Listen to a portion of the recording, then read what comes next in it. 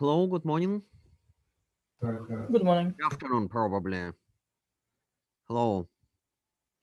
Let's wait for a few minutes before other students join and we'll start.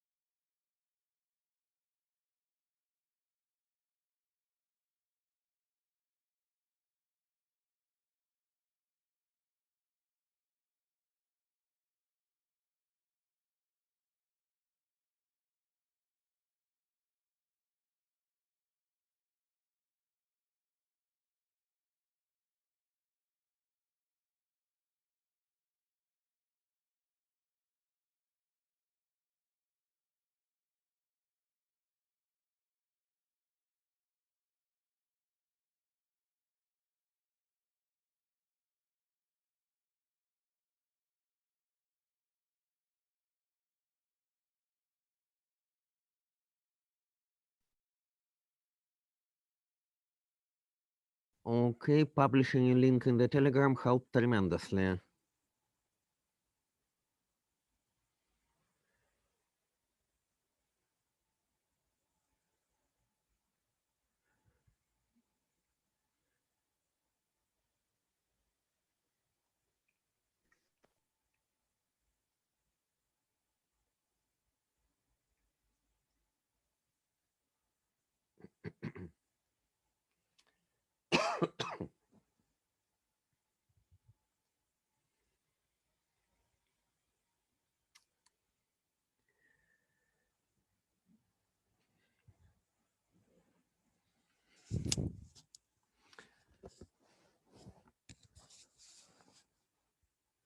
Okay, we have now reached the asymptotic point, probably, which is 9 students. Okay, how many of us should be in general? I think about 20, right? Never mind. First of all, I must apologize for shifting the time of the lecture. And this is because, unfortunately, very often there is a clash between lectures and other meetings which I have, and sometimes uh, when I was trying to reschedule it to the evening of Thursday, it clashed with some optional modules you take. So what we will do uh, for Thursday, we'll fix it at 10:40 a.m. as it used to be. So on Thursday it is 10:40 a.m. I understand it is convenient for you, and it is generally feasible for me. So I will try to avoid other meetings at that time. It is possible, but for Mondays. Unfortunately, a lecture at 12:50 doesn't work for me at all because each and every week it would clash with the faculty council. So it doesn't work. I don't know why it was scheduled originally at that time, but it doesn't work at all. So can you tell me, please, let's decide now for Monday, what would be an alternative time available for you? So 12:50, unfortunately, is a no-no for me. Any better ideas for Monday?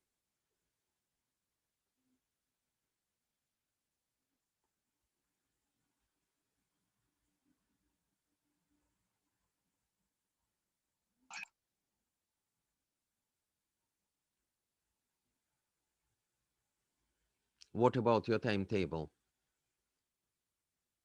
When can we fix a time for Monday lecture so that it is not around 1 o'clock?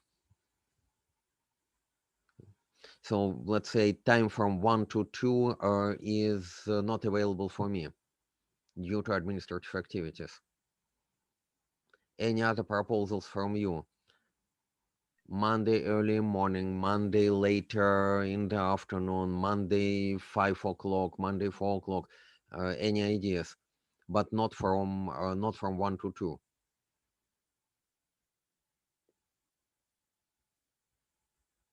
No ideas. Me personally, I don't have any electives this half of the semester, so for me, all the times are fine. But there are some people with electives. Okay, in that case, what I will do, because it's quite difficult to tell right now, I will ask, yes, someone says, Ilya says, not from 2:20 to 3:20, not from 4 to 6:30.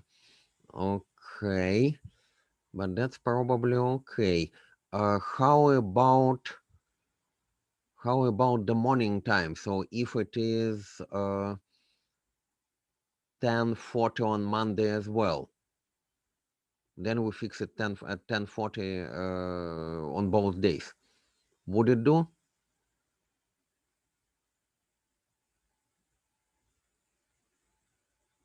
Let's provisionally do that. So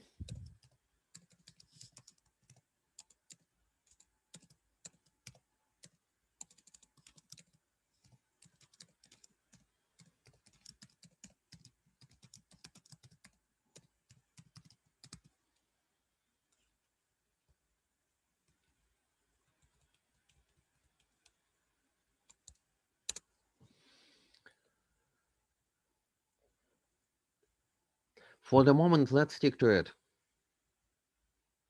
It's not too early. It's not 9 a.m. on Monday, which I believe would be difficult, although not necessarily. 10:40 on both Mondays and Thursdays.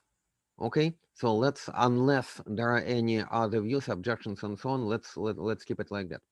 Okay, thank you. So now let's come to the point of today's lecture. Last time we did arithmetic of elliptic curves over, first of all, the field of real numbers, and then over a finite field ZP or FP to that end. So we realized how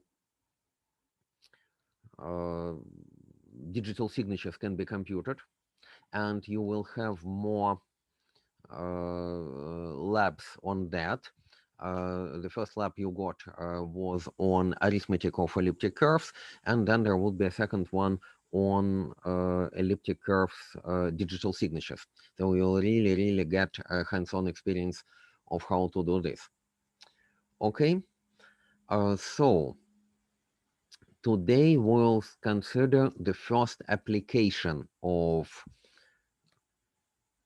these technologies. We'll do an overview of historically the first and still perfectly working distributed ledger system, which is a Bitcoin blockchain.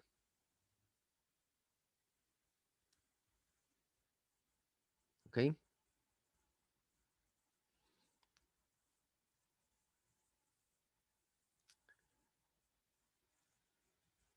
so everyone remembers actually the history of Bitcoin, right? Everyone. And probably nearly everyone was trying to trade Bitcoin. Did you? As a currency.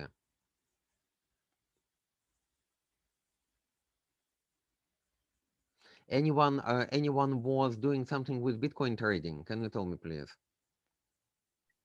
Trading or just simple buying and selling? Buying and selling. Okay. I did it professionally for a number of years because I was involved in uh, algorithmic trading funds, which were precisely doing this cryptocurrency trading. And we'll discuss actually why this is important and why, well, my own belief is that it is quite important to have a look and try out and see how this cryptocurrency and crypto asset markets work. Although, as we discussed, various types of distributed consistency protocols have already been known for quite a while in distributed real-time systems, at least since 1980s, 1990s, and possibly earlier, of the last century. The actual history of the first distributed ledger system of Bitcoin started in 2008.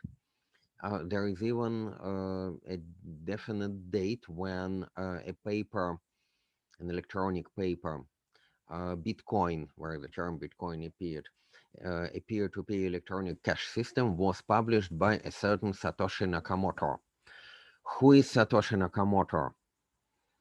Whether it is a single person or a team is not yet known. So it is just a nick, and the actual name of the developer is still uncertain.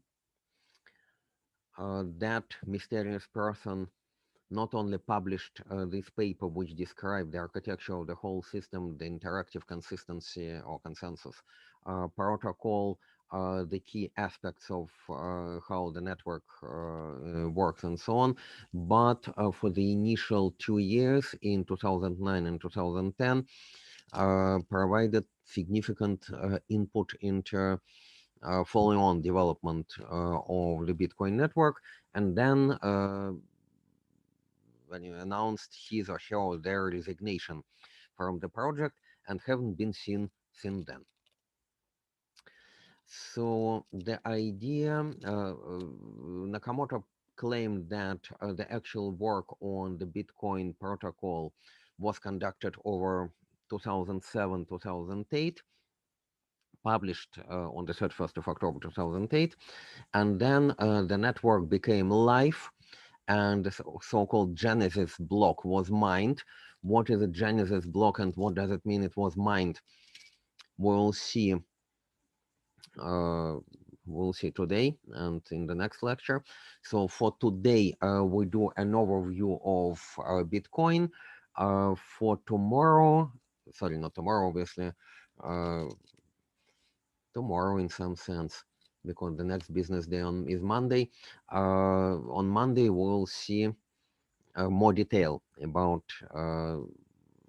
the transactions, about the consistency protocol, about hashing out the blocks and how the whole system works together, about operations of the Bitcoin. So I initially, the reason was precisely to support alternative cash. And let's think about this in a little bit more detail. So how would traditional monetary systems work in traditional economies? So who really generate the money? Where would the money come from?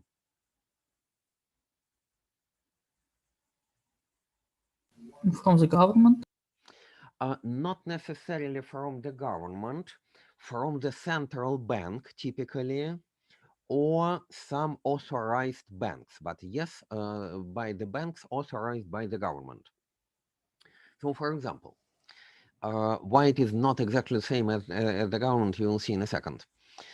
In Russia, the monetary emission is done by the central bank, Russian central bank, or which is officially called Bank of Russia. Bank of Russia, is it subordinated to the government or not?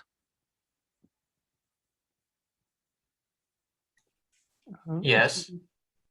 Can you repeat the question, please? Whether the Russian central bank or Bank of Russia reports to the Russian government. Yes, of course. It reports, but it's not ruled by the Russian government.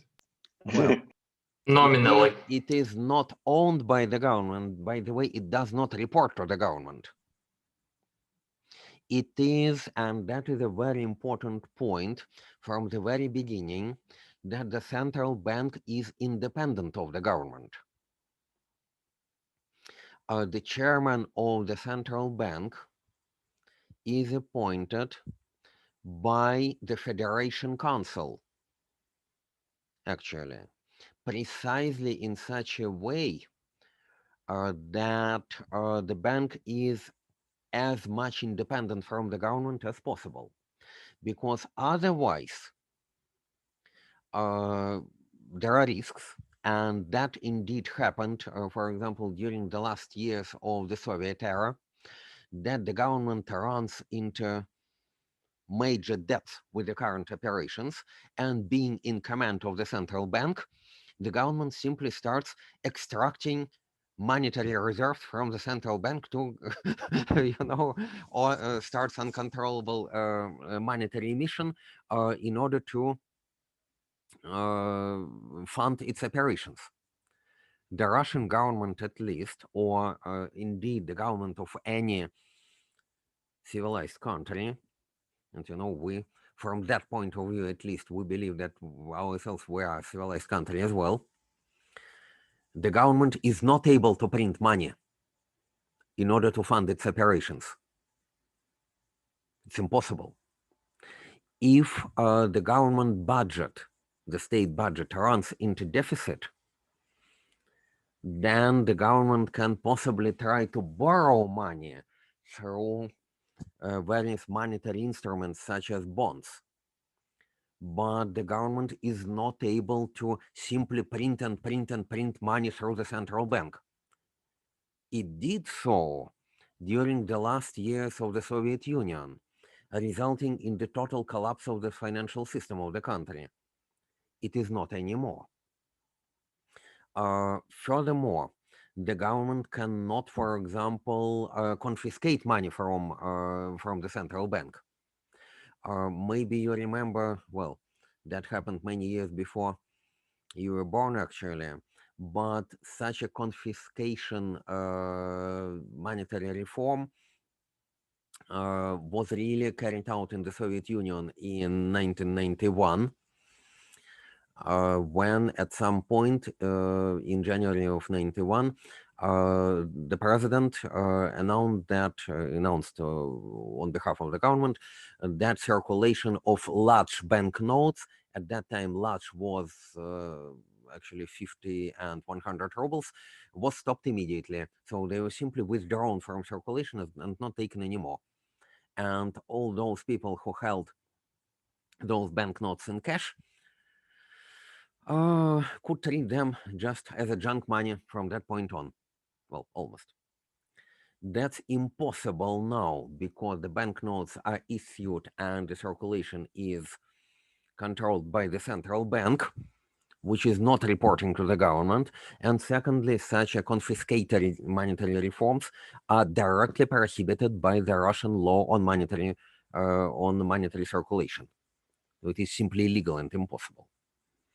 And that's why when, there are, even now from time to time, panic claims that, there would be some kind of confiscation monetary reform in Russia and so on, the answer is it is simply not possible because the law doesn't require for that type of activity.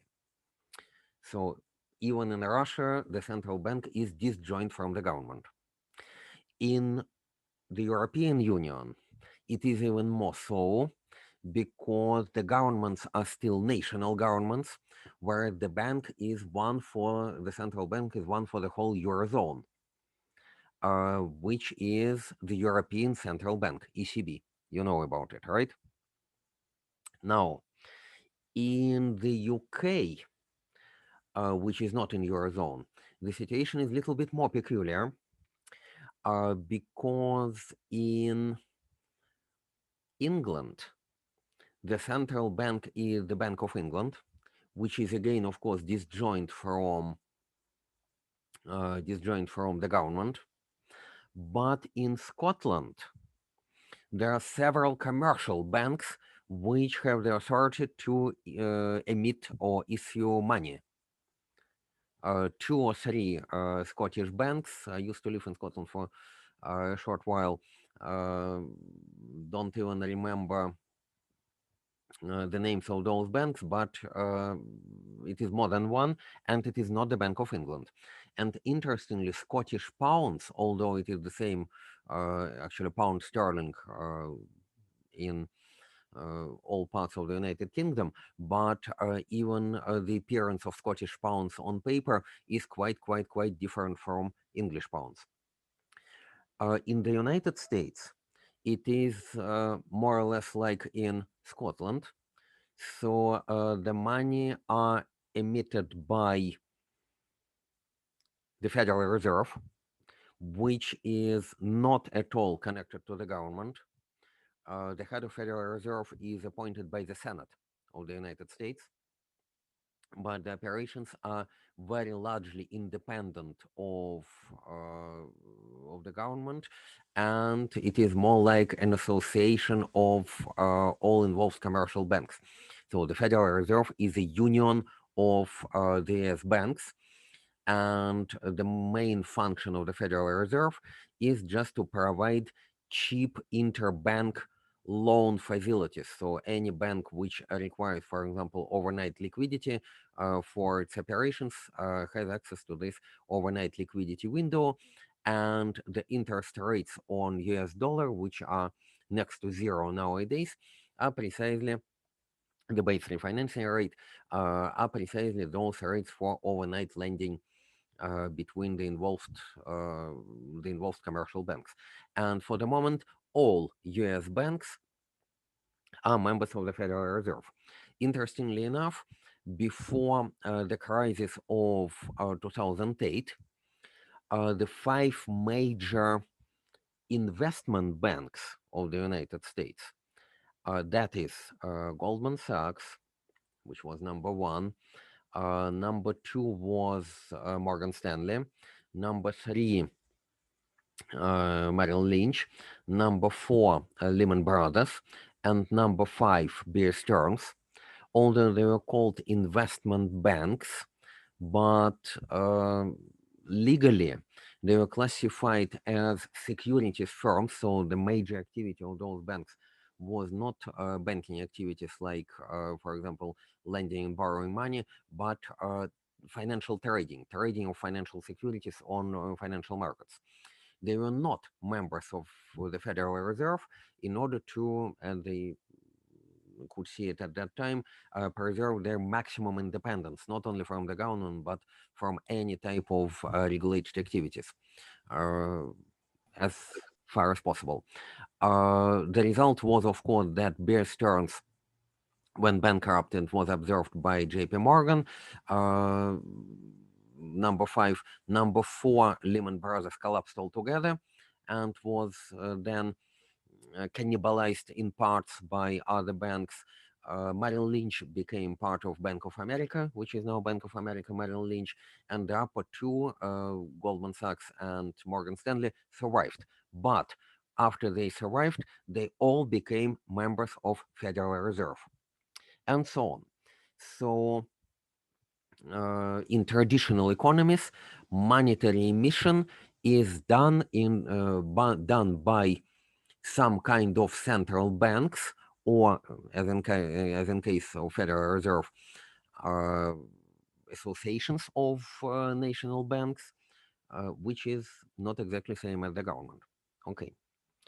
Now, obviously, most of monetary emission is done not in the form of printing paper money. It is already done in the form of electronic money. Basically, it is so-called credit emission. What does it mean? Imagine that you got $1 million, no, sorry, rubles, more interesting, and you put them into a deposit account in a bank. The current standard financial rate, what is the standard financial rate in Russia now? 4.25. 4.25%. Yes. It was remained kept unchanged during the last very recent meeting of the Russian central bank. Yes. So suppose that you have this deposit account, and even the rate, suppose that it is slightly higher than that. If you're lucky enough, you got 4.5%. Suppose that. So your account grows. That's precisely the credit emission. It grows in its electronic form. It doesn't mean that there is a cash printed with a cash mass equivalent to this account value. Not at all. There is an electronic money circulation, but the important thing is whatever account you have, whatever amount you have on your account, all those accounts in Russian commercial banks, in fact, are reflected by the corresponding account the commercial banks have in the central bank. And the central bank is the central body which actually creates new money, in particular to, for example, to provide interest to the accounts of commercial banks. This is called credit emission, and to provide monetary transactions between Russian banks. For example, if two people A and B hold accounts with Sber and make a transaction between each other, then it is very easy. It is just a very elementary mathematical operation. Sber simply decrements the account of A and increments the account of B, so nothing is to be done. But if transactions are done between accounts in two banks, for example, in Sber and Raiffeisen, then this is done through the correspondence accounts in the central bank. So central bank acts as a central counterparty in all interbank transactions in the country so far. So basically, which means that if A belongs to Sber and B belongs to, let's say, Raiffeisen, then both banks hold correspondence accounts with the Russian central bank.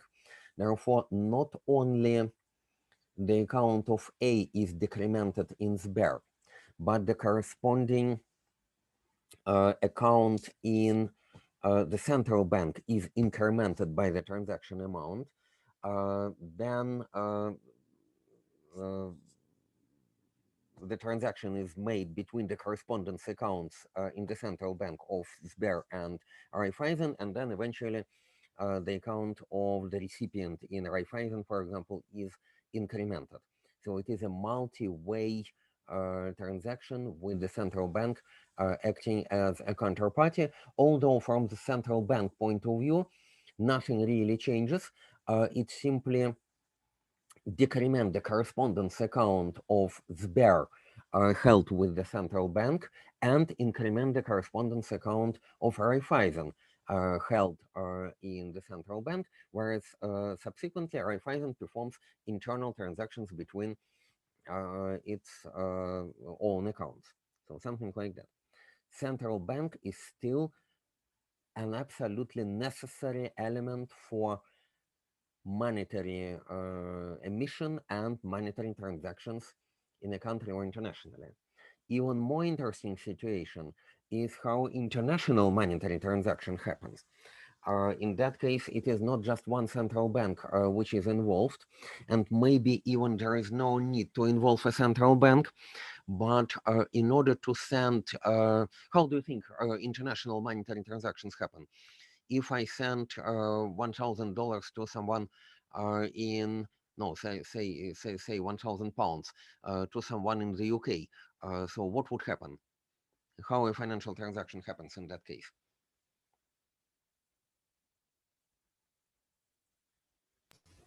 We should subtract £1,000 from the first account and add it to another. To another, yes, But you see, in nationwide transactions we have seen so far, there are correspondence accounts of Russian banks in the Russian central bank. So first of all, there is a monetary transfer from Sber to the correspondence account of Sber, which is just held with the Russian central bank. Then inside the Russian central bank to the correspondence account of the recipient bank, and then to the recipient account. For international transfers, how would it work? There is no central bank, well, at least not a single central bank involved. Would it be if I send money to the UK, so first from me to the correspondence account of Sber with the Russian central bank, then from the Russian central bank to the Bank of England? Would it be like that? It will be sent through a special system called SWIFT. Not true. This is a big misconception. The system called SWIFT is for signaling only. Monetary transactions do not happen via SWIFT, interestingly enough. Via SWIFT, banks send messages to each other that a transaction has been initiated, a transaction has been completed. You can use SWIFT instead of an email. It is a messaging system, but not for real transactions. It is for notifications, but real money flow doesn't happen via SWIFT. Interestingly enough. So how? Compared to national banks, as we have seen as yet, this really must go through some kind of counterparty, really some central counterparty. For international transactions, who would act as this central counterparty? Some secret Masonic government sitting underground performing transactions for us? Or there is more legal and transparent way of doing that?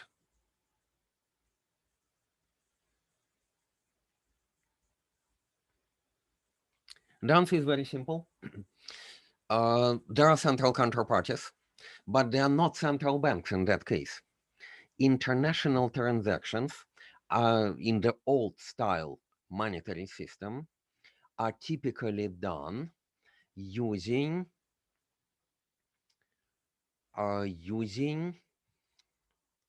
international banks which have presence in many countries. So suppose that there is a bank which has activities in many countries on all the continents. This bank continuously operates in multiple currencies. It has positions due to its local operations in many currencies of many countries. Somehow within the bank, it balances its positions in those currencies. And by the way, the banks which perform such international transactions are precisely most often the banks which are most active in the currency trading, and they provide currency trading capabilities on top of international transactions. And then, yes, so all those national banks, they may have correspondence accounts with those large international banks. So, for example, both Sber and, for the sake of the argument, let's say Barclays Bank in the UK, they would hold an account with that very large international bank, and then that bank acts like a central bank in national transactions. If transactions occur in different currencies, then it is this large international bank which acts as an intermediary, also acts as a currency broker. So using the current exchange rates, which are determined by again by those large international banks to a large extent, they would perform conversion between between your currency values. So what do you think? Who are these large international banks which are primarily doing international transactions?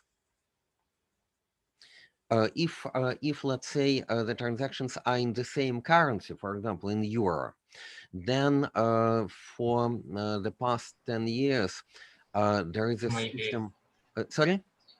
maybe for euro it's Deutsche Bank, and for dollars it is some kind of JP Morgan Chase Bank. Well, Deutsche Bank is one of the large European banks, but for euro it is easier now, because for the past 10 years there is a system called SEPA, Single European Payments Architecture, because it is the same currency, that all European banks are members of this SEPA. So for euro payments, there is no particular European bank. SEPA is really run by European Central Bank and all participating European banks. So in this case, you can notionally say that yes, it is a European Central Bank through very close association of them with participating banks. That's why your transaction between any European banks through SEPA, it really takes seconds, because it is facilitated by SEPA, with European Central Bank being the intermediary. But that's because it is a single currency and under the single authority of the European Central Bank. So basically, that's the same as a transaction between Sber and another Russian bank, only instead of Bank of Russia, it is the European Central Bank. But when it is between Europe and the UK, which is not part of the European Union anymore, and it had never been a part of Eurozone, so different currencies, or between Europe and the United States, then yes, some large international banks present on all continents act as intermediaries. You are absolutely right. So one of them is JP Morgan, all right? Another one is, well, let's name two more. What do you think? Bank of America. Bank of America Merrill Lynch is more like a brokerage. It is not extremely active in currency operations, interestingly enough. Citi is. Citi. And interestingly enough, UBS. JP Morgan, Citi, and UBS are three largest prime brokers in the currency market. So they conduct those currency operations. And they typically hold correspondence accounts used by many other banks for regional operations. For example, for operations in between the UK and Eurozone, it is typically Barclays, but Barclays still has a little bit less international presence compared to JP Morgan, Citi, and UBS.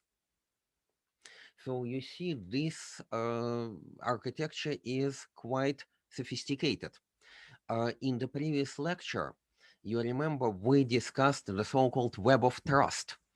That is for making sure that a public key claimed to be belonging to Mr. Donald Trump is indeed the public key of Mr. Trump.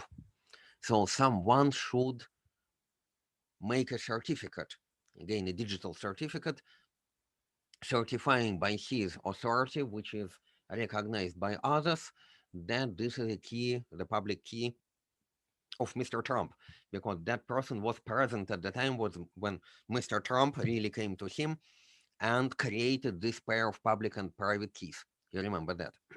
And if this authority itself is not known to everyone, then there are some other root certification authorities which certify that this authority is trustworthy. And that's how we get a web of mutual certification and a so-called web of trust. You remember that? So precisely same kind of web of trust, or let's say web in which a web in which international banks are connected with each other by holding accounts, correspondence accounts in each other, which allow us to make these international transactions. If, for example, it happened that for a particular transaction, there is a shorter way which incurs less time and less fees, less overhead than going through Bank of America or, let's say, JP Morgan.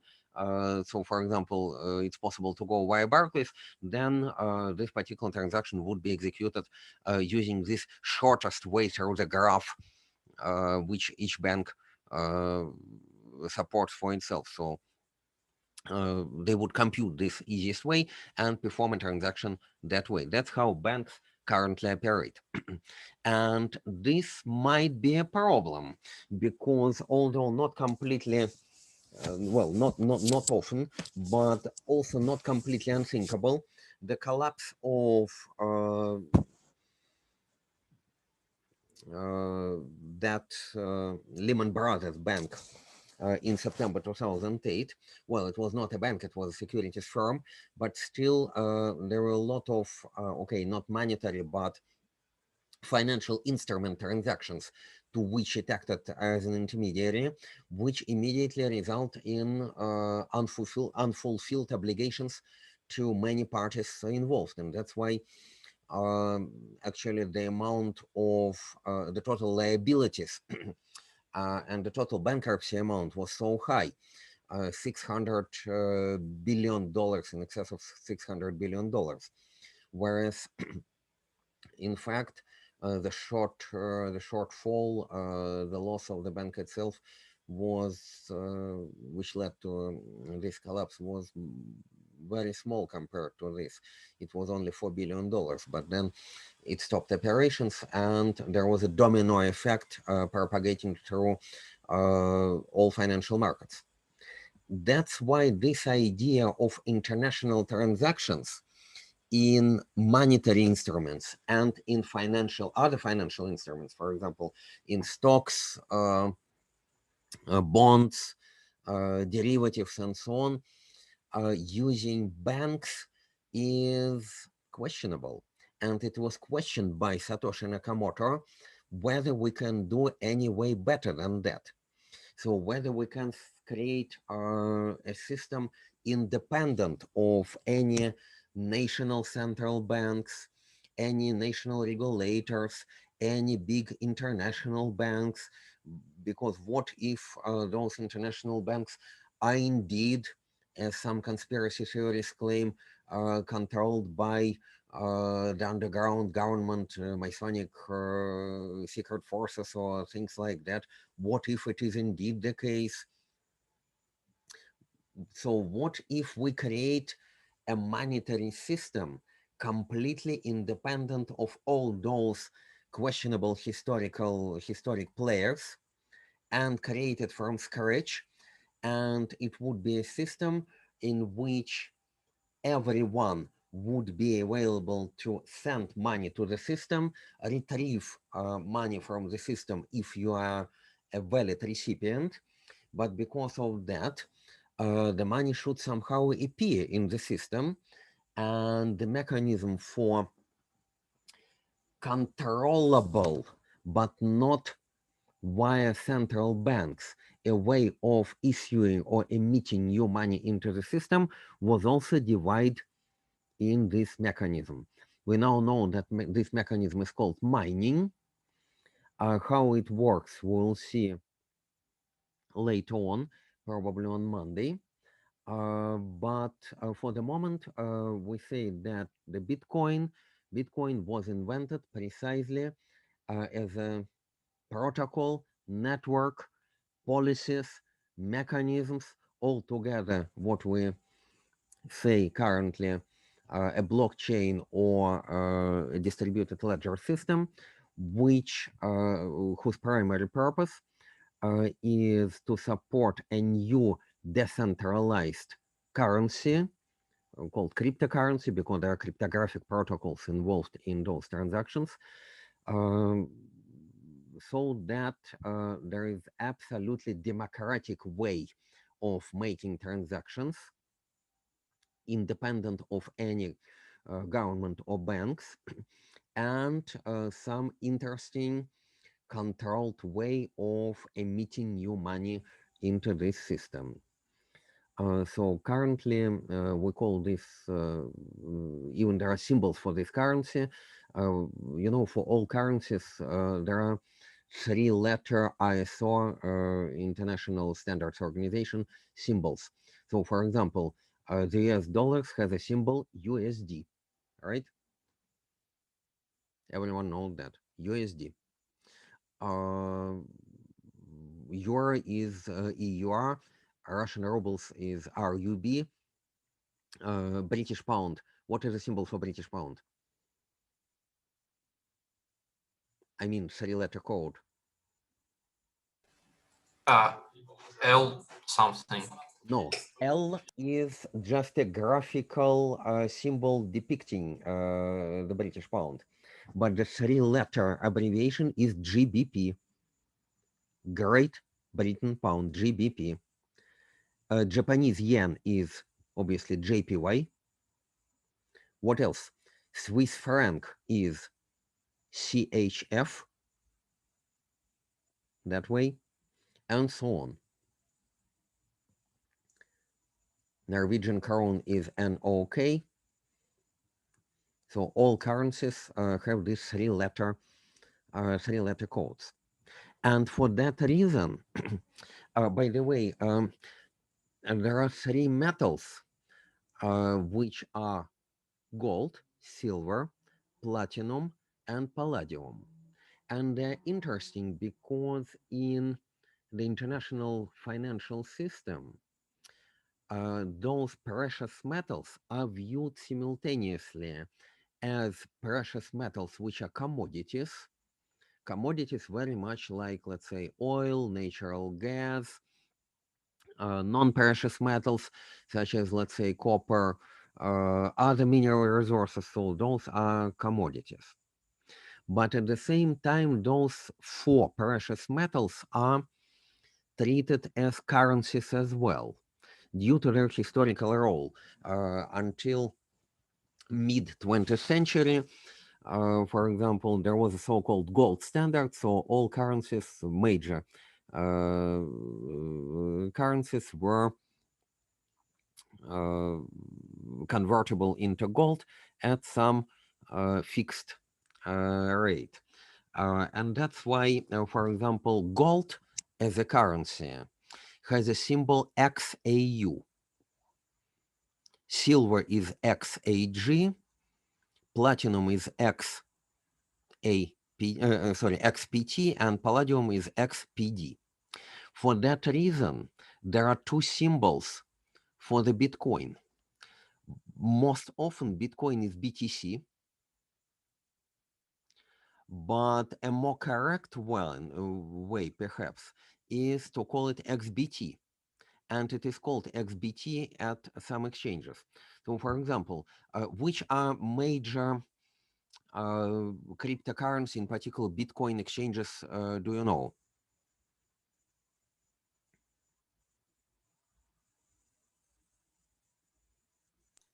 Can you please repeat? Sorry, couldn't quite hear you. Could you please repeat? Bitcoin exchanges. If you want to exchange your dollars to a Bitcoin or other way around, or exchange between cryptocurrencies, there are currently cryptocurrency exchanges, many of them. So which cryptocurrency exchanges do you know?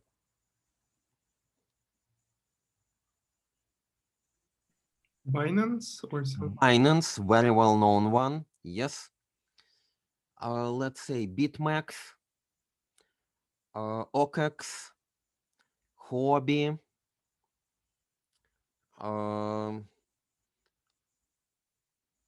There are some US-based and US-regulated somehow exchanges. We'll talk about that. So, for example, US-based and regulated exchanges are Gemini, Kraken, Coinbase, European Union regulated exchange in Luxembourg is Bitstamp. Another one unregulated, quite popular, Bitfinex or Bitfinex, pronounce it either way. So quite a few, really. So for example, if you go to Binance, then Bitcoin on Binance had the symbol BTC. If you go to another very, very popular and liquid exchange, which is BitMEX, then Bitcoin on BitMEX is XBT. So just please take note that notice that both symbols stand for the same asset, for the same Bitcoin. Okay. So a brief history, what happened then? It was introduced, the first transaction and the Genesis block of Bitcoin was processed on the 9th of January 2009.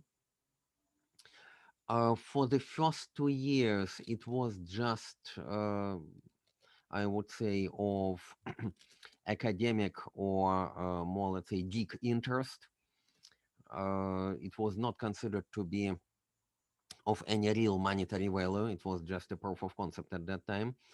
Moreover, in August 2010, a vulnerability was discovered. Actually, the only one major vulnerability in the Bitcoin blockchain. Many more have occurred in the Ethereum when Ethereum was introduced in 2015, because it is much more complex. It supports smart contracts in full. We know that in distributed ledger systems, the history could not be altered. You remember that, right? You couldn't alter, you cannot alter the history.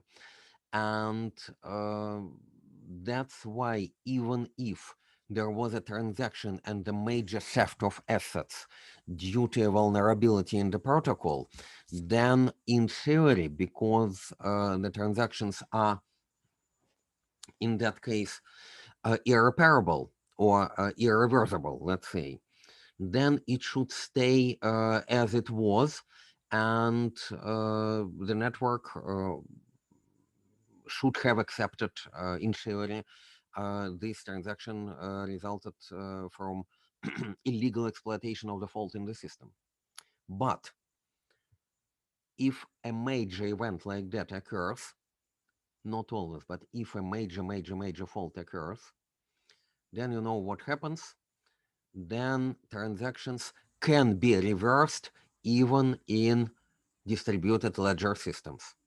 This is done by a code fork, and simply all, let's say, legitimate sites, legitimate nodes, which were not involved in this exploit of a vulnerability, they switch to a new protocol, and the one which actually did this illegal exploitation, it retained the money, but this money are simply not accepted anymore by new nodes, by the majority of the new nodes, which continue to work with the new protocol. So this happens. This happened with Ethereum in 2016. This happened with Bitcoin in 2010. Vulnerability, exploit, major theft, but then code base and network fork, and the majority of legitimate nodes simply switch to the new version, not accepting funds from those original, from those perpetrators.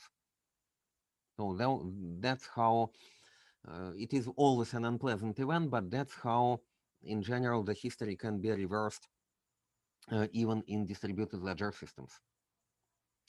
In 2010, there was a very first famous episode when one Bitcoin owner asked his friend to buy him 2 pizzas, paying to him with 2 paying to him with bitcoins. I think he paid 10 bitcoins for 2 pizzas, something like that, which was quite a lot by today's standards. Maybe he deeply regretted that, but that was the first real monetary transaction, a real transaction in Bitcoin. And from 2011, Bitcoin was already somehow in use for monetary transactions, because exchanges which would exchange Bitcoin for the US dollars started to appear. Unfortunately, at that time, the primary use of Bitcoin for monetary transactions was for illegal transactions, mostly associated with illegal drug or firearm sales through this darknet facility, which was called Silk Road. Maybe you have heard about that. Eventually, it was tracked down and closed down by FBI. The owner arrested. They were taking BTC, and that way achieved a great degree of anonymizing the transactions, and this gave rise to probably this activity gave rise to the first exchanges between USD and BTC. So unfortunately, very unfortunately, in that case, it would look like, dollars were exchanged for BTC, BTC used for payments for illegal goods, and then those illegal goods were exchanged back to BTCs and back to dollars. And that's how the whole exchange between BTCs and dollars, to a large extent, maybe not only due to this, but to a large extent originated. Although, in spite of this very unfortunate and stigmatic initial start, maybe, by the way, this could be a very good exercise for you. You can find examples of, let's say, legitimate and fair early use of BTCs as well. So maybe well, yes, in 2010 it was 2 pizzas. Maybe in 2011 we were already very legal use of BTC in transactions. But one way or another, this highlights a very important thing, that why actually BTC has a value. We see a few lines downward that then there was a growth of BTC to USD in 2011-12, and then especially in 2013, a tremendous growth from 1330 at the beginning of the year to $770 per one BTC by the end of the year. A first hype.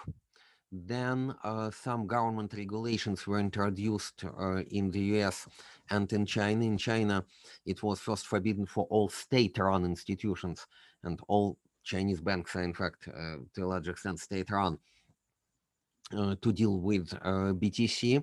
In the United States, Bitcoin was considered to be a commodity, not a currency, not an equity, but a commodity, which is to some extent fair, because, as we know, gold and silver are commodities as well, and commodities are less regulated than equities. And by the way, this regulation was to some extent fortunate and allowed for further proliferation of BTC in the United States.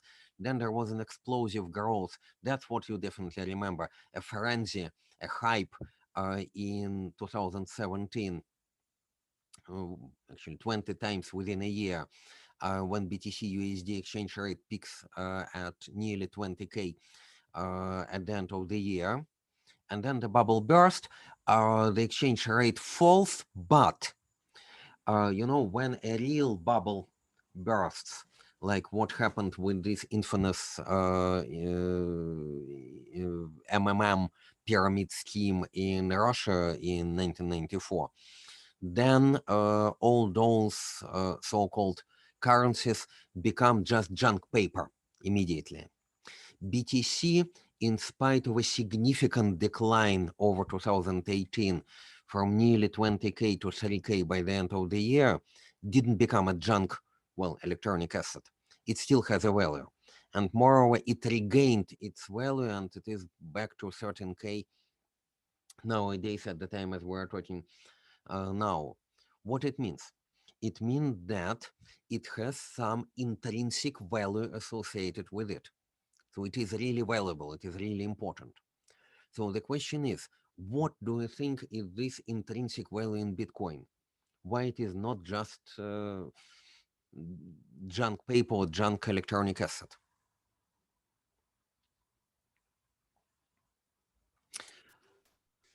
Is it a question? It is a question for you, yes. Maybe that it has some properties that any other currency, I mean, those currency, like not cryptocurrencies, may provide. So this that it is distributed, that it is guaranteed, that it is secure, it is transparent, and it provides a lot of advantages over regular currencies. That's true. You are right. So regular currencies, regular money, have three major functions. As you probably remember, maybe from the school school economics, if you had that at school. Okay. So first function of the money is it is an instrument of payments. Yes, we use money to pay for groceries every day as an instrument of payments, payment instrument. Number two, it is not just for instantaneous payments, but it is for, you can also accumulate money. So, for example, if you use some perishable assets, like, I don't know, corn as a currency, you can't stockpile corn indefinitely because it can become rotten and perish. So corn is perishable. Money, by definition, are not perishable, well, conceptually at least, although your money can perish if the bank which holds your money perishes, as does happen from time to time. So the first two functions of the money as a means of payment, so you can do transactions in that, and as a means of wealth accumulation, Bitcoin performs as well as classical fiat, so-called fiat classical currencies. And yes, you are right that to some extent, Bitcoin does it better. Especially, it does it very well as a means of payment. So let's compare, to such an extent that at some point, when I really, I used to live in multiple countries, in the UK and Russia, for a short while in Switzerland, for a short while in the United States. I started making international monetary transactions, yes, using Bitcoin rather than using standard bank mechanisms. Because if you do an international money transfer via a bank, then what do you think the fee, a typical fee, the bank would charge you for the transaction itself and for the currency conversion? Especially if you are sending money to the United States. $20. 30. So $30, it is so-called standard wire transfer cost, $30, plus you get also a surcharge on currency conversion. So if, for example, there is a current midpoint, let's say USD ruble exchange rate, for example, at the Moscow Intercurrency Exchange, at the Moscow Exchange, then banks would add or subtract, depending which way you do this transaction, something between 2.5 and 5%. It could be as high as 5% plus $30 per transaction. That's quite a lot. Because if you send, for example, $1,000, then 5% is $50 plus $30 fixed charge. This is 80. This is nearly 10% of your amount. That's huge. Whereas your transaction fees via the Bitcoin, you can see them actually when you observe the Bitcoin network by itself, they are infinitesimally small. They are in the range of not single percentage points, but single base points. So for example, a base point is 100th of a percentage point, so 10 to minus 4. They're infinitesimally small compared to the international bank transactions. Plus, if you send funds to the United States, then the typical transaction delivery time is 1 or 2 working days. Whereas if you do it over Bitcoin, then typically it happens after so-called 3 confirmations. What it means we'll see later. And the standard period between one confirmation, or let's say one block being added to the Bitcoin network, is how long? 10 minutes. We'll see it. So basically, your funds will be received by the recipient in Bitcoin in 30 minutes. It's not seconds like in SEPA in Euro. So it is still a little bit too long. But there are ways, for example, especially in Ethereum, of how you can do it faster than that. But it is still much, much better than days, 1 or 2 days, which happens with traditional currencies. And that's why, because Bitcoin has this very good actually function as a means of payment, it has an intrinsic value. It is not junk. So from now on, we know many people still claim, and even very respectable people, even let's say, I think Mr. Buffett himself claimed and continues to claim that all those cryptocurrencies are just, junk assets. They are not. By the way, Mr. Buffett is not a prophet in this case. Mr. Buffett refused to invest for a very, very long time into the new economy companies such as Amazon, for example, or Google. And then he recognized the value of Amazon and Google only when Amazon became #1 capitalized company in the world. Mr. Buffett is very much old-fashioned gentleman. He is not a guidance for us anymore. Let's say we know better than Mr. Buffett, definitely. So that's the first intrinsic value of cryptocurrencies as a means of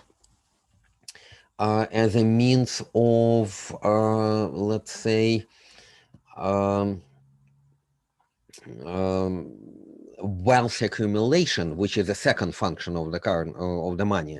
So the first one is transactions. Second is accumulation of wealth. Whether accumulation of wealth is a good thing, for example, is a good function for BTC. As we see, not really, because the volatility is very high. So there was a 6 to 7-fold, let's say 6-fold decline over 2018 in the value. May I ask Yes. you about exactly this point? I think Warren Buffett is not exactly correct, but he still said some very true things about um, cryptocurrency state right now. It is highly volatile and it is not the best choice for investment in terms of saving money, at least. That's correct. That's correct. So And for saving as he is a very conservative guy, it is totally correct not to use Bitcoin, for instance, as some kind of asset. That's true. On the other hand, if, for example, you really need to use cryptocurrencies for accumulation of wealth, then you may not select Bitcoin to that end. There are also crypto dollars, and by the way, several of them. And the first of them was Tether, USDT. Now it is a four-letter abbreviation for a cryptocurrency because there are so many cryptocurrencies that three-letter abbreviations are insufficient. Officially, at least, USDT is fully backed by the actual dollars, by the Tether company, and that's why USDT should be safe in general.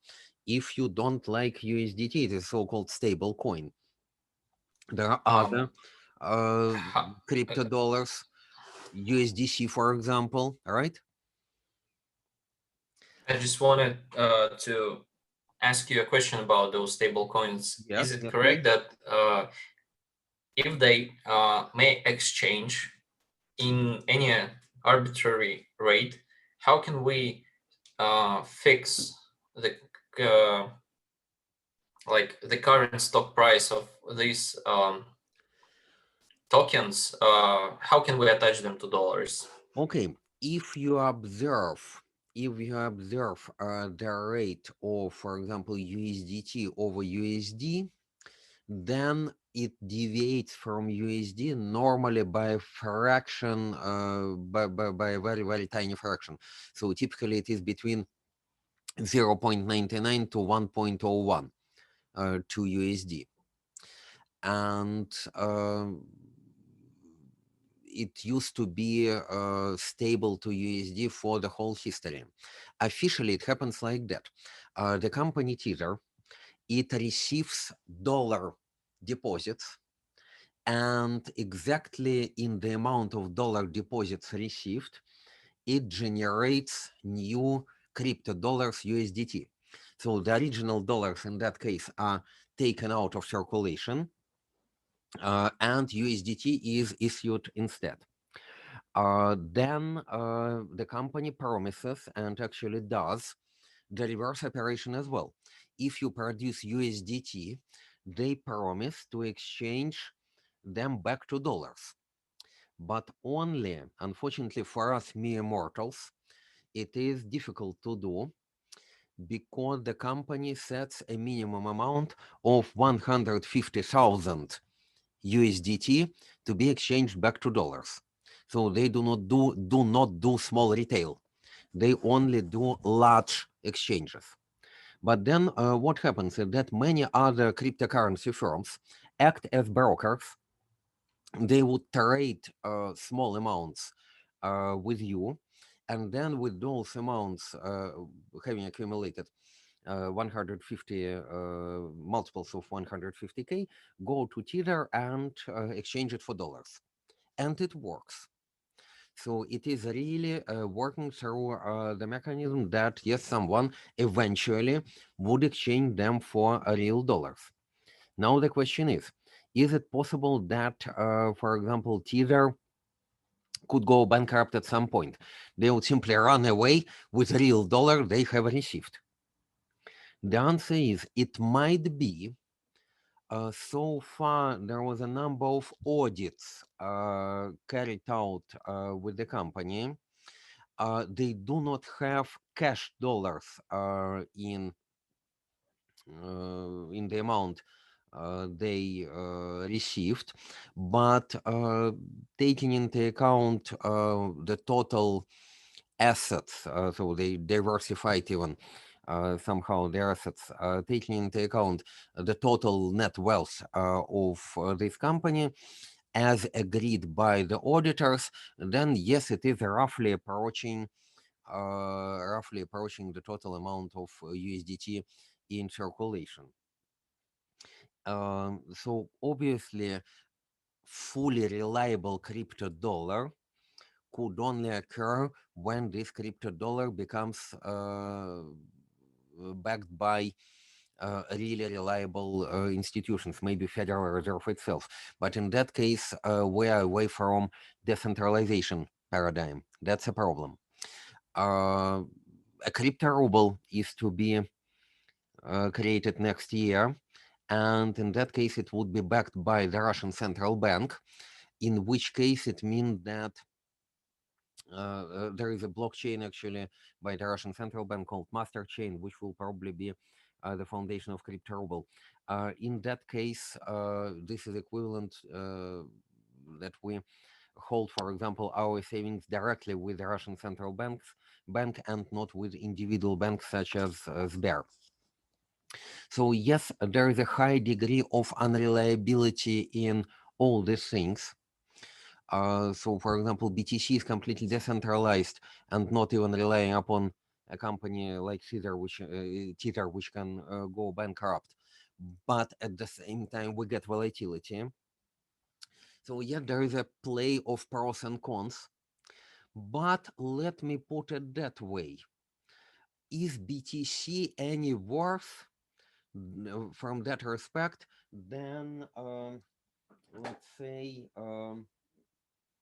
any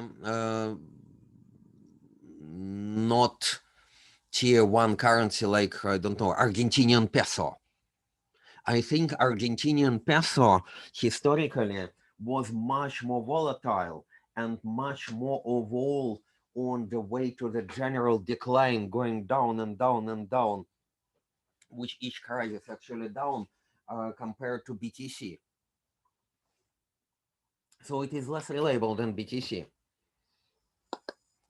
So for that reason, BTC might, in some circumstances, for example, even, for example, over reasonably short periods of time, after all, you see, it didn't drop from 19,000 to 3,000 immediately. It was a steady decline in a year. So at that time, holders of BTC accounts had enough time to convert it into more stable currencies. So even as, let's say, temporary provisional means of accumulation of wealth, BTC is applicable, not in long term. And if you need BTC as an instrument over long term, yes, it is an investment instrument, but not in the sense like Mr. Buffett, supposed it to be. For Mr. Buffett, what is an investment strategy of Mr. Buffett overall? Very simple. Long-term investment. So select an underpriced asset, okay, which has, for example, an optimistic earnings to value ratio. So, for example, earnings are on this asset, for example, on that stock, are sufficiently high compared to its current value, current price.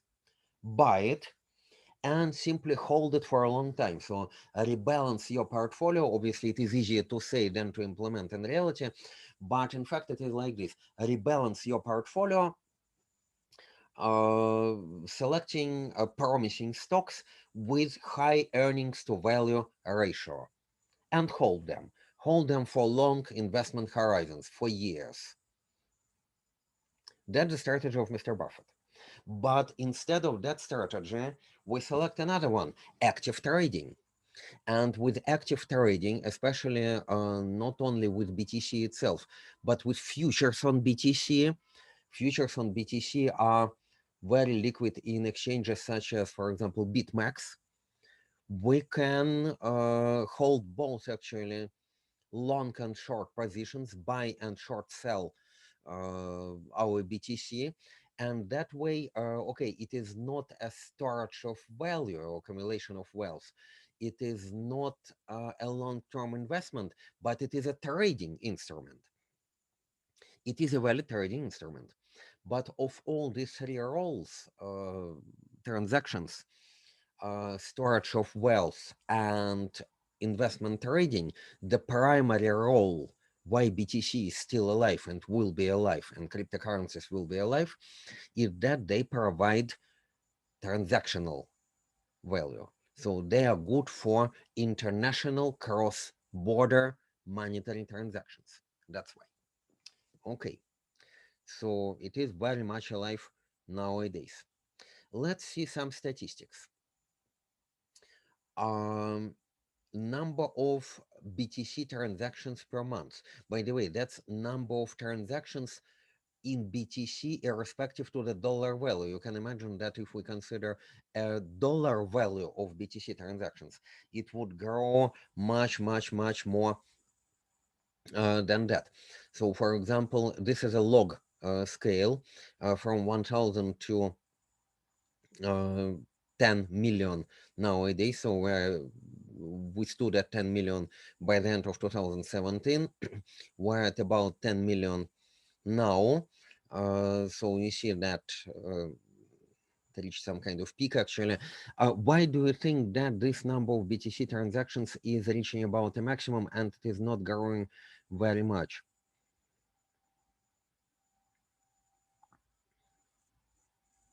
Because every time, from time to time, the profit from generating the new BTC block is decreasing, and complexity of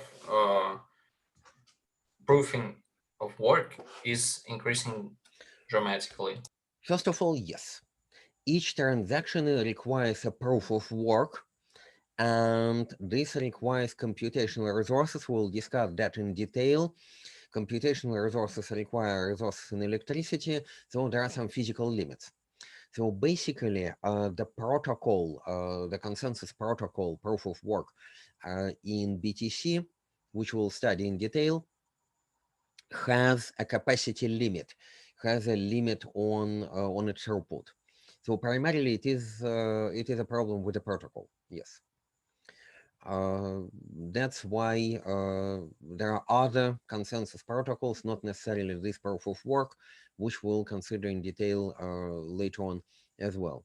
So basically, the overall transactional capacity of the Bitcoin network is limited, and furthermore, it was designed precisely in such a way that whatever you do, your block, each new block, can be signed only once in 10 minutes.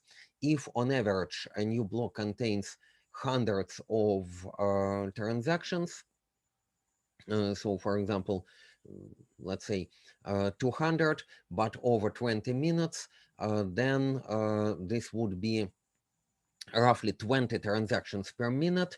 And if you multiply this by the number of minutes in a year, then you would get about this number of transactions, which you can't unfortunately surpass with the current technology. So we are really approaching the asymptotic limit here.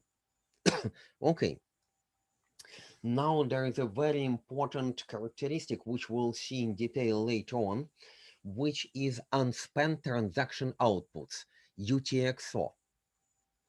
In BTC, unspent transaction outputs is roughly equivalent to the amount of BTC which are being held right at the moment.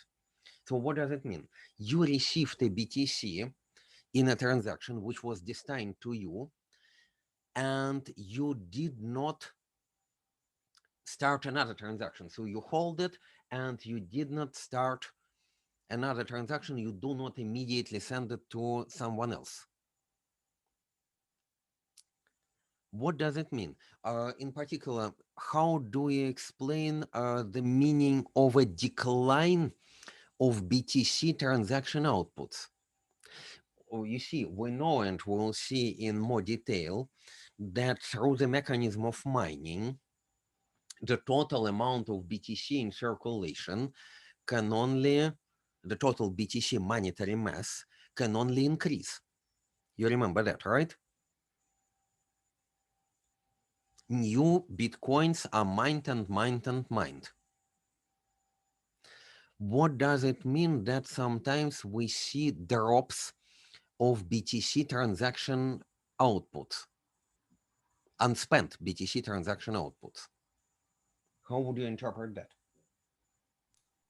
The amount of long-term investment is, at least investment is growing. So the capital is concentrating on some huge players like investors and brokers who is capable of accumulating this capital?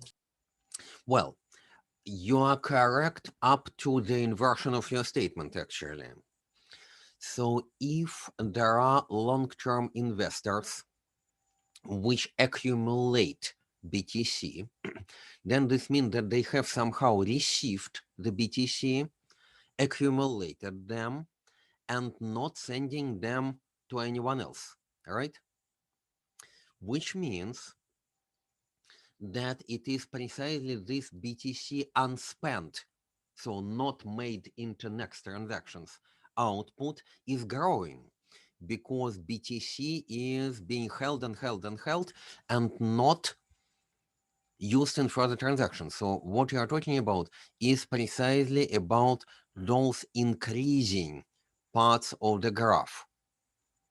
So when the graph is going up, it really means that BTC is being held and retained and not used in transactions. But at each particular moment, a particular amount in BTC can be received and lie with the receiver, or the receiver can immediately start a new transaction with that amount, right? When this transaction is complete, the new receiver may retain that transaction or immediately initiate a new transaction with that amount or a part of it. So at each particular time, that's important to realize, at each particular time, some amount of BTCs is lying low and held by the last recipient, whereas some amount of BTC is being transacted. It is on the fly. So what this graph shows is precisely the total amount of BTCs minus those which are currently in the flight. Which means that when this graph decreases, this means that more and more Bitcoins are on the fly. More and more Bitcoins are in perpetual, constant, continuous chain of transactions.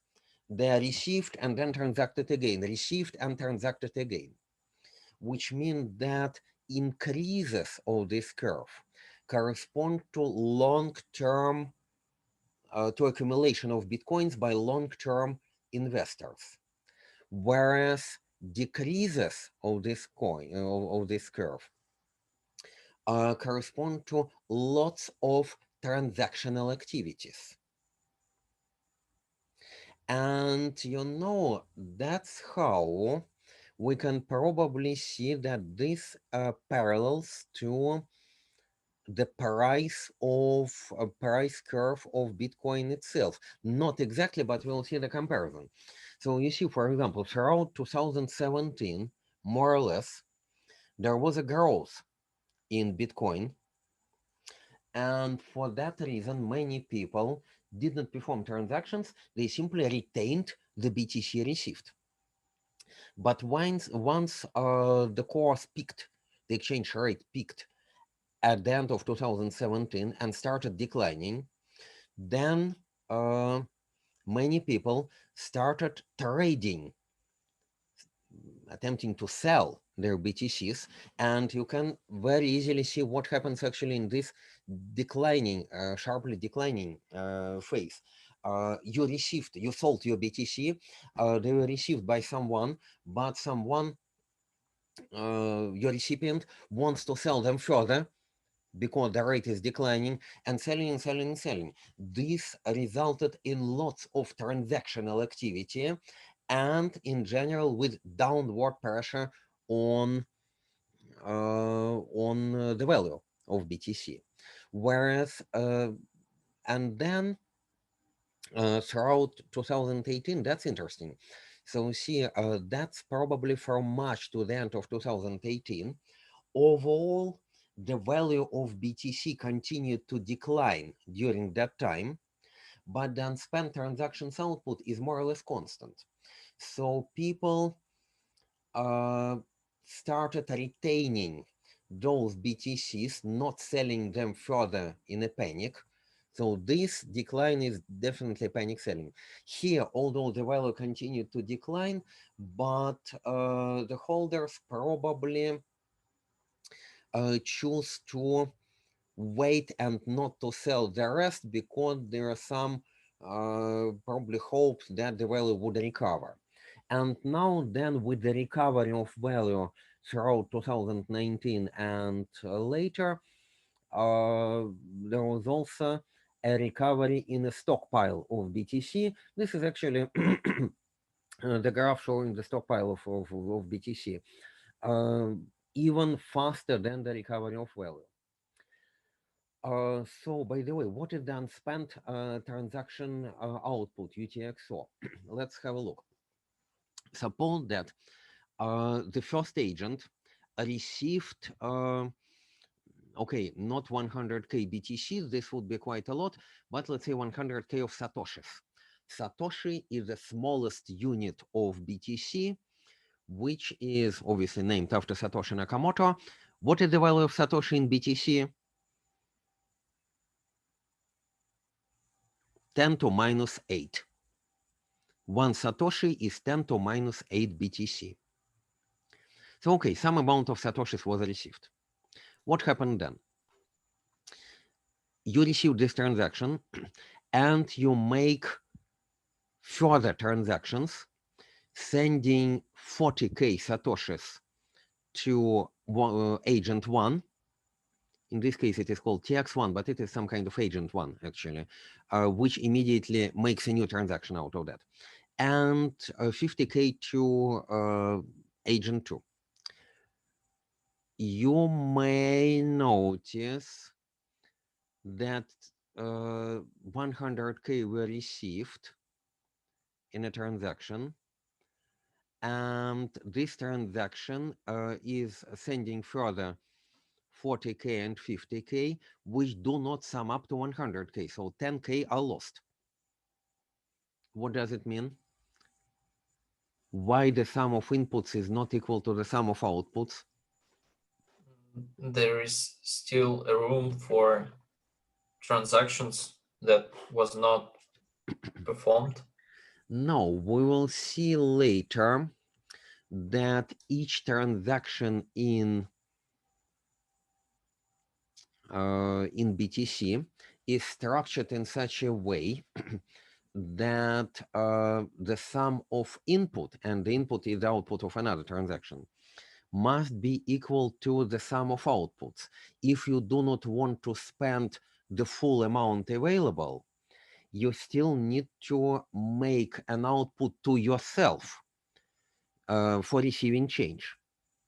So in general, for that reason, in a transaction, the sum of inputs must be equal to the sum of outputs, even if a possible output is yourself. So it may very well be that, for example, here, TXO and TX2, TX0 and TX2 are the same. So basically the wallet address of these transactions is the same.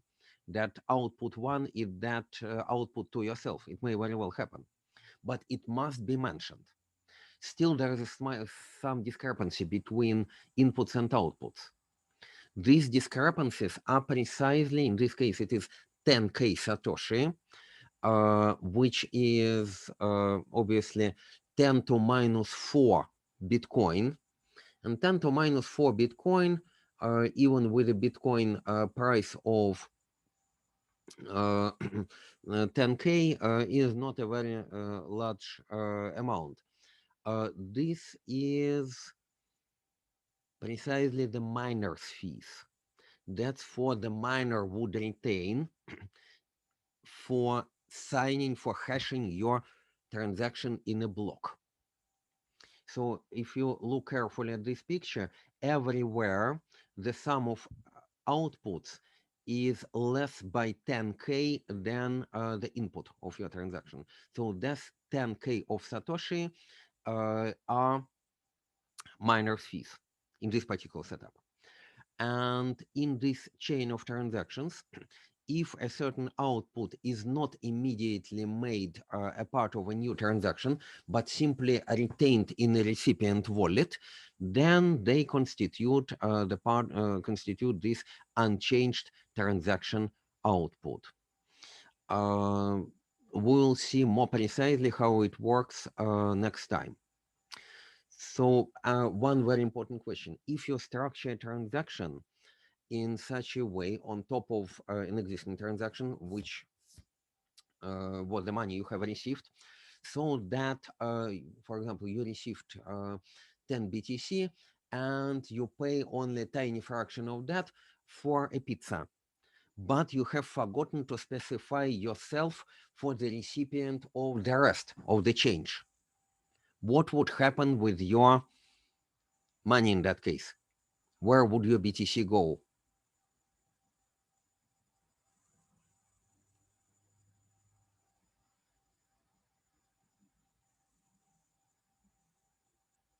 That would be extra premium for the miners. So if an output of your transaction is not specified explicitly, so there is no wallet in the output, and for this reason, in any case, the sum of outputs is less than the input, the difference, which is always positive, or at least non-negative, the sum of outputs cannot be greater than the input, but the difference goes to the miners. Typically, you structure your transaction in such a way that this difference is minimal, so the miners receive only a very, very small premium for mining, for hashing your block.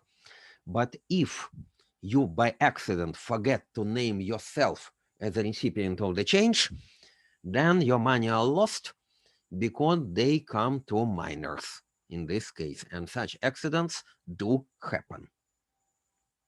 Okay, we stop at this point and we'll consider on Monday exploring the Bitcoin blockchain.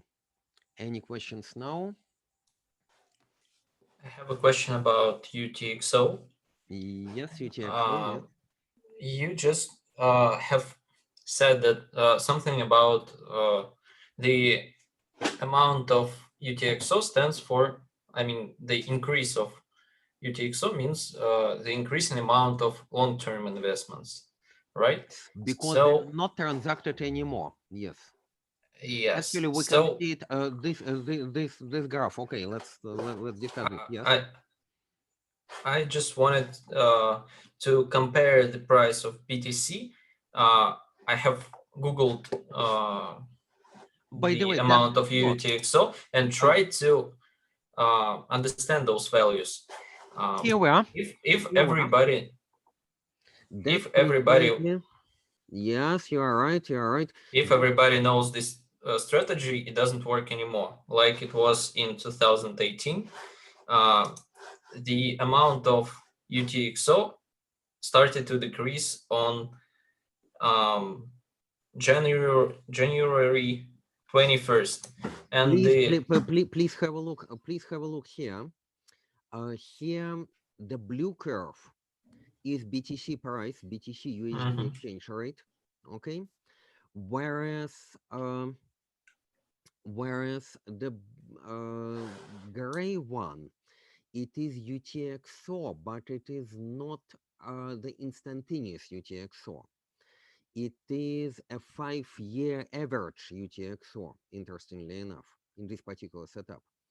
So, okay, we have a peak of BTC USD here on the 17th of December. It's where my mouse pointer is now, yes. And then what happens is that UTXO continues to increase. So you are right that it may work both ways. So at least those long-term UTXO, it may indicate both actually upward and downward pressure. That's what you would like to say, right? yes. So you can say that when UTXO increases, maybe instantaneous UTXO, it means, yes, both arguments are actually correct. That this means that people start stockpiling stockpiling BTC, and for that reason they believe that in long term the rate should increase. At least this means that they are not trying to panic sell BTC anymore. I think a sudden increase, a sudden decrease in UTXO really means a panic sell. So you receive a transaction and you sell immediately. But on the other hand, an increase of long-term, let's say increase of long-term UTXO mean that over long periods of time, there would be more stockpiling and less transactional activity on BTC. And arguably because less transactional activity and the primary purpose of BTC is precisely to make those cross-border transactions, this means that less transactional activity means less value for BTC, which is also true. So it can work both ways. I suggest I will publish these slides. Please, everyone, have a look at this graph. And you're absolutely right that UTXO by itself is not a reliable, or at least not an immediate forecast factor, because there are increase of UTXO can mean both things.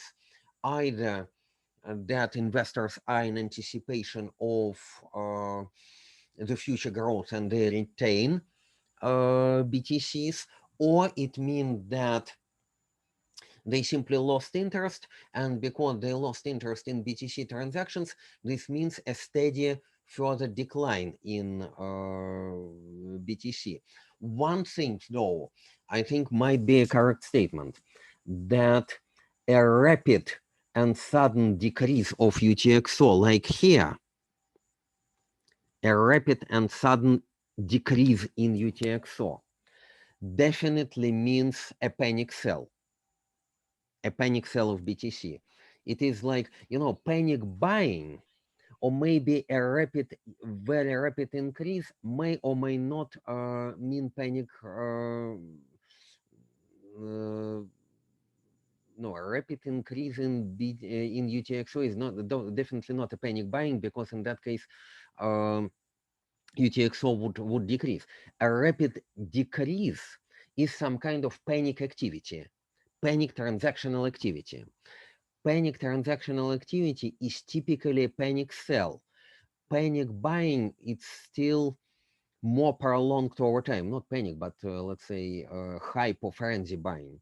Frenzy buying of BTCs would occur through all these periods from 2013 to 14, and then maybe from 16 to 17.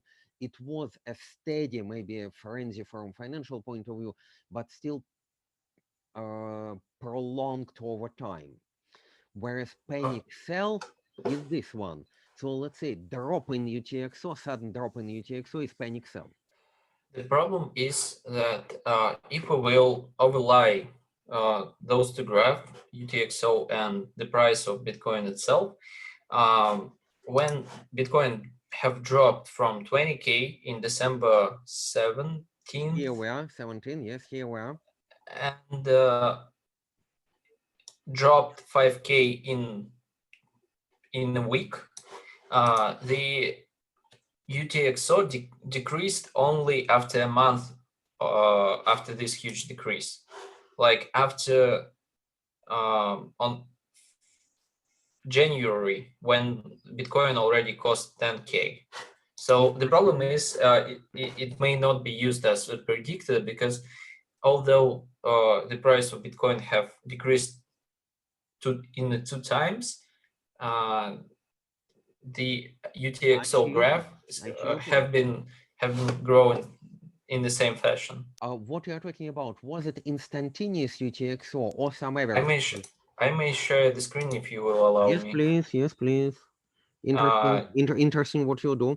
You could just a second. I stop my sharing. Just a second, and I allow you to share your screen. Yes, please. just 1 second.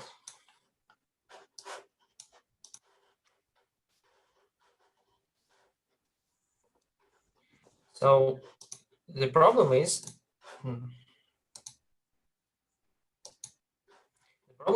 that amount of UTXO on December 17th was as usual.